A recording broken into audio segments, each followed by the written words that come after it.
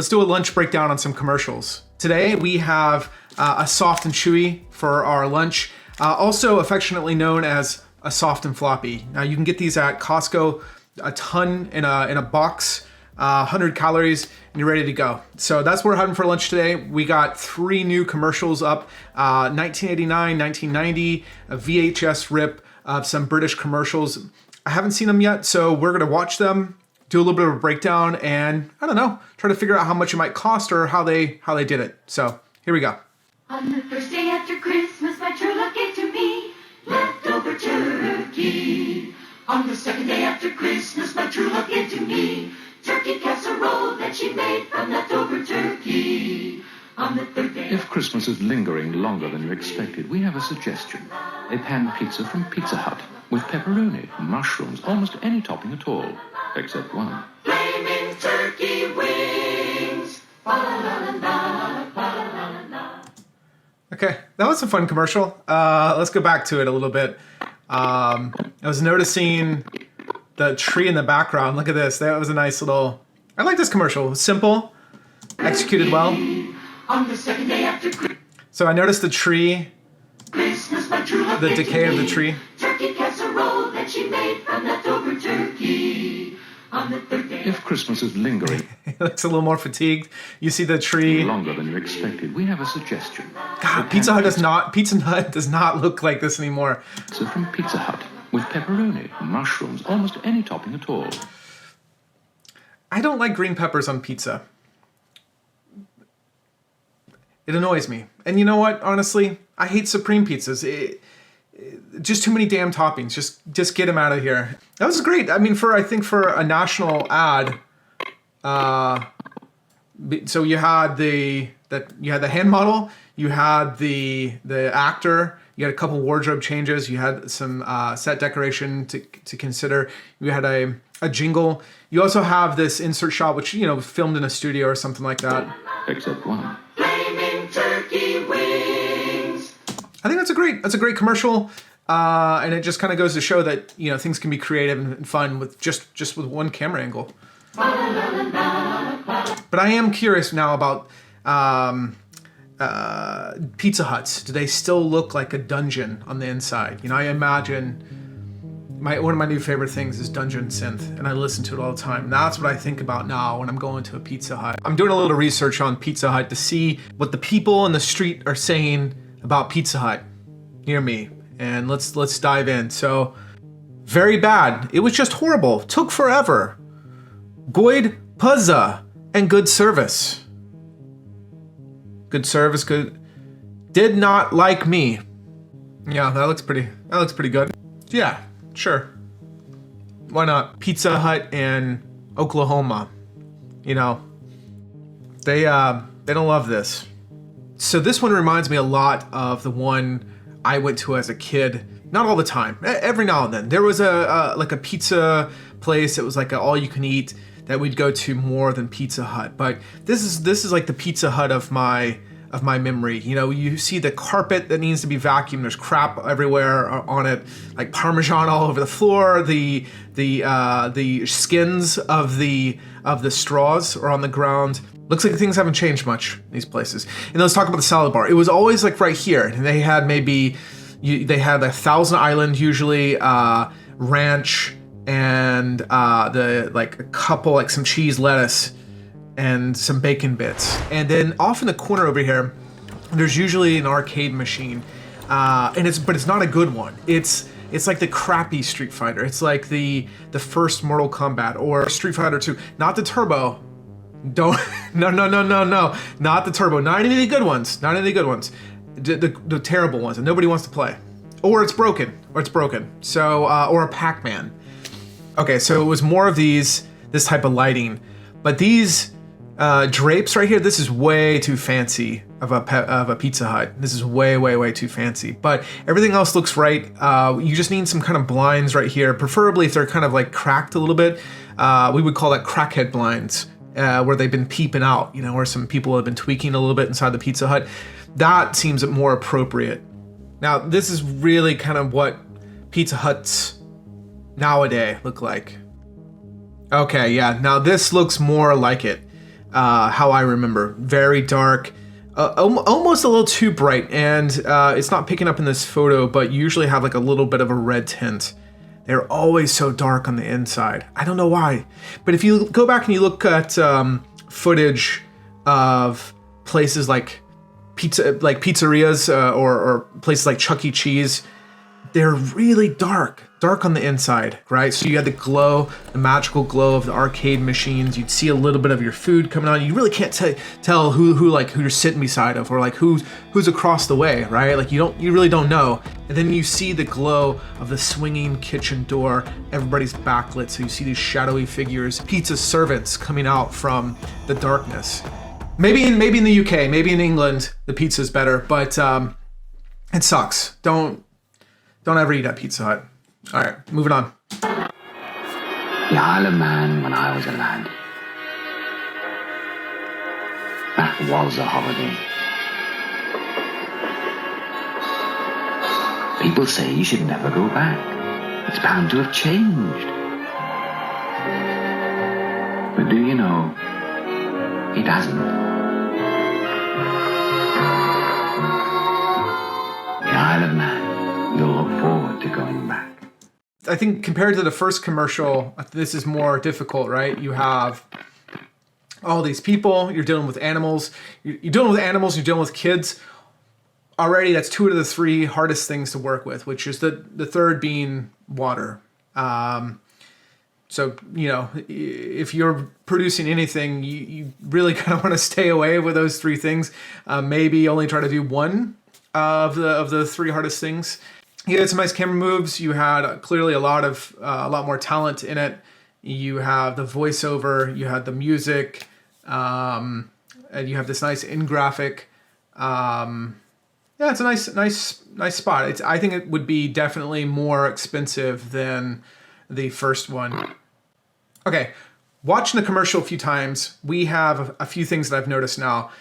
The front portion looks like the last portion, so I think it could have been filmed on the same street, at least the same section. They could have blocked it off. There are some old cars here, some old cars in the background. There's a little bit of deterioration to the quality of this video rip, so hard to tell exactly how old the cars are in the background. But we know the people in the foreground have older clothing, so that would have been something to consider and budget for. We have some people, some crossers to consider and put in the budget of all these people. I mean, it looks like there is maybe 20 something people in the shot right here. But this does look like the last shot of it. So maybe they were able to film this shot and the last shot close together in the shooting day. All right, so moving on. Okay, we have the Isle of Man tourism website up, and every shot is just dive bombing into the scene. It must have been really jacked that day. They said, just go for it, man. But this is a nice little website that they have. I tried to find something that was a callback to a previous advertisement, but don't see anything. That's okay. Beautiful landscapes in these. This looks like Was a holiday. close to the same area. Maybe we have nice cars in the background going by. This is insert. Back to him. Back to the insert. People say you should never go back. It's bound to have changed. Back to him now traveling. This is just a passing shot. Could be completely out of sequence. But do you know? Another shot. He's getting off. Did he get off that? Did he get off that other train and then jump onto this one? He loves to ride on them. The Isle of Man. You'll look forward to going back. I'm doing a little recon, and I'm trying to find the spot of the commercial. And I noticed a sign in the background that says Douglas. And then I went to the Douglas borough here, and I found this sign, Borough of Douglas. I think it's somewhere around here they filmed the commercial. There's the railing that looks similar. There's the potential depth of field that they would have had. The background. between the railing, the distance. If you were filming here today and you were trying to do the same commercial over again, obviously you need to pull some permits. You need to get that squared away. It looks like there's plenty of parking, but you would have to corral this. And then what part of the street could you lock down and what part could you have access to? Looks like there'd be a lot of areas to do staging, a lot of businesses that you could potentially work out a deal with. Like looks like a little pizza joint right there. You could get food nearby. You could do staging nearby for all of your cast and crew. There's plenty of parking. And yeah, you might be able to reroute some of the traffic to go elsewhere if you were to shoot this section of the scene, section of the street. But in the commercial, so let's think about it for a second. If we had access to this like angle right here, you know, we could do a lot with this, with the foreground and the background, and we could reroute traffic just to go to this terminal over here. And then there's a traffic that could come through, exit that way. It could work. Some good things to consider in that one for if you're producing a tourism spot and you have this kind of concept of like then and now.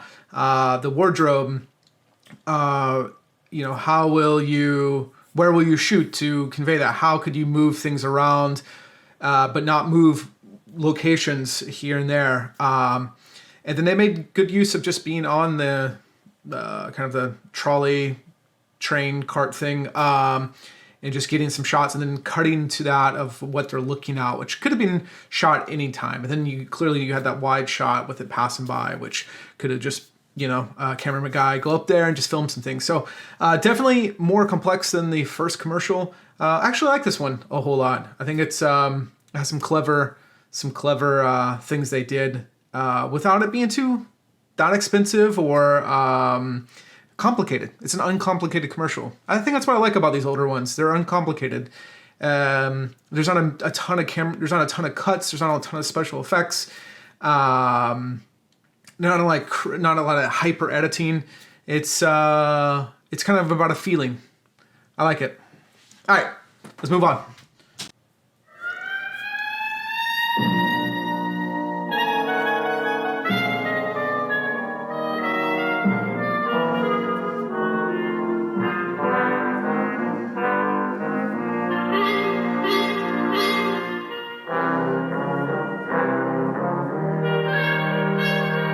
Very sexy like.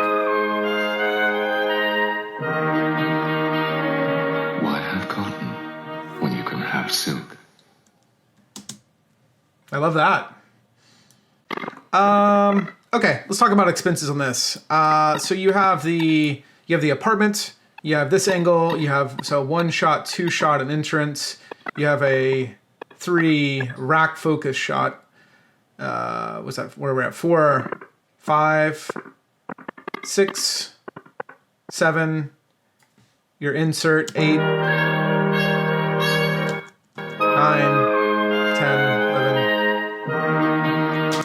So like maybe maybe 10 shots, and then you have like the inserts of like the could have been like maybe a studio, or they repositioned that.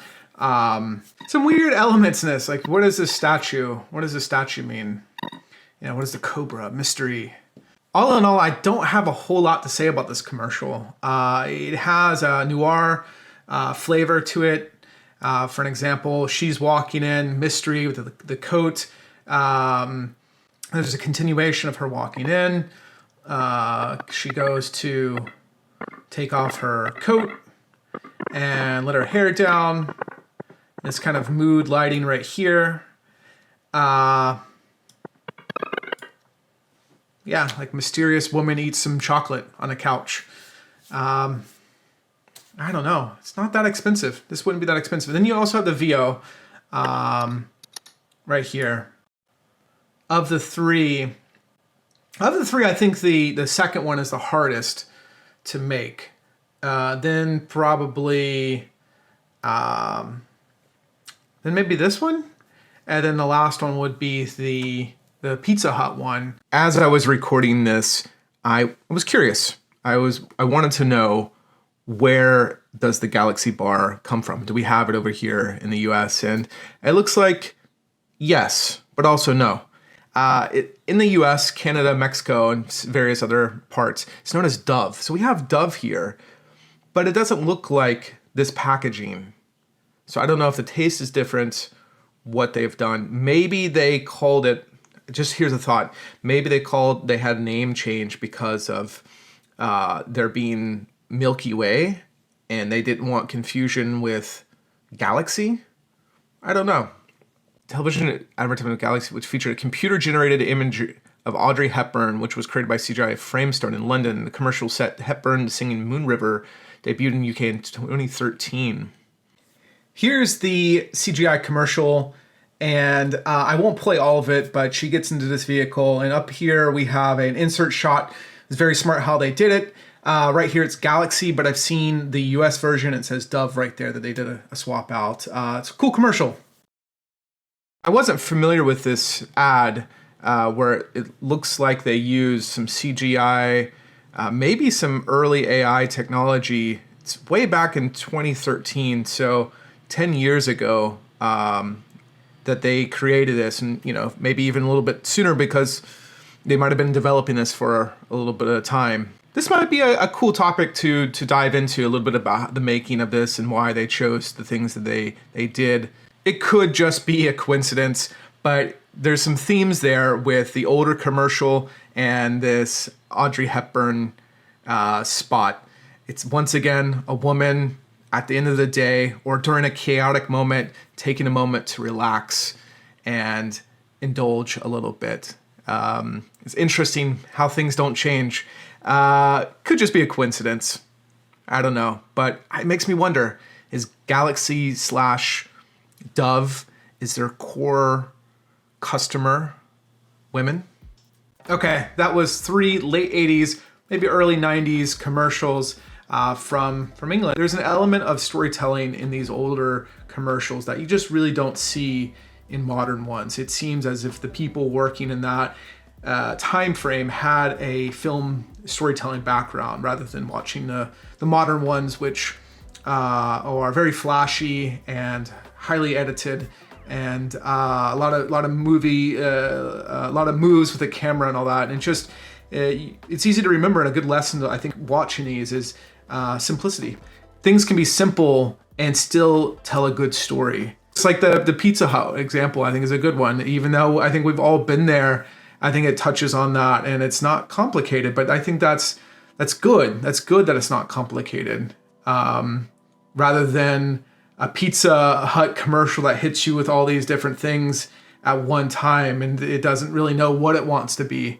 I think there's an element that's been forgotten in a lot of commercials nowadays, and that storytelling component that you don't really see, or if you do see it, it's at one of those very extended commercials that you'll see maybe one time a year during like the holiday season, where it's a family coming back and it's a real like tearjerker. But I think they don't all have to be that way. It doesn't all have to be about the sad, sappy moment during the holidays. It can be a funny one, like getting pizza instead of eating leftover turkey, which sucks really after the second day. It does.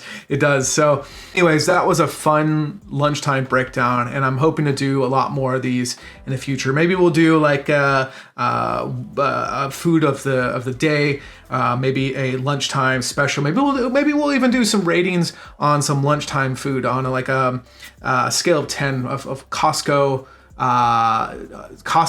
best. No. Maybe it's like Costco MVPs. I need to think about that. That title sucks right now, but that's it for today. I'll see you on the next one. Bye.